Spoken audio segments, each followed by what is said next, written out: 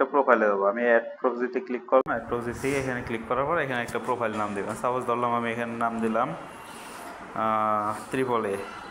তো এরকম একটা নাম দিলাম। নাম দেওয়ার পর এখানে সার্ভারটাকে কী করবো, আমরা পুরা যে আইপি যেটা দিব সেটাকে পেস্ট করবেন। পেস্ট করার পর আমরা এই যে লাস্টের অংশটাতে আমরা চাপ দিয়ে ধরবো। চাপ দিয়ে ধরার পর এখানে কাট অপশনে ক্লিক করে এটা কেটে দেব। কেটে দেওয়ার পর এই যে নাম যে লেখা আছে এখানে এসে আমরা ইউজার নেম পাসওয়ার্ডে ক্লিক করলে আমাদের পাসওয়ার্ড অপশনটা আসবে। এই পাসওয়ার্ড অপশনে যে আমরা কী করবো, এটা পেস্ট করে দেব।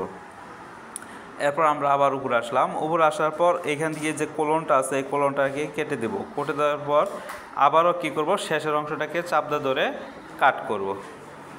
কাট করার পর এটা হলো আমাদের ইউজার নেম। এই ইউজার নেমটা কী করব, পেস্ট করব। আচ্ছা, এবার হলো আমাদের পরের অংশটা। পরের অংশটা হলো এইটুকু আমাদের চাপ দিয়ে ধরলে কী হবে, সিলেক্ট হয়ে যাবে। তারপর হলো কাট অপশন করব। কাট অপশন করার পর এটাকে আমরা পোর্টে এনে এটা কী করব, পেস্ট করে দেব। পেস্ট করে দিলাম। এরপর হলো এখানে যে একটা কোলন আছে সেই কোলনটাকে আমরা একটা কেটে দিলাম।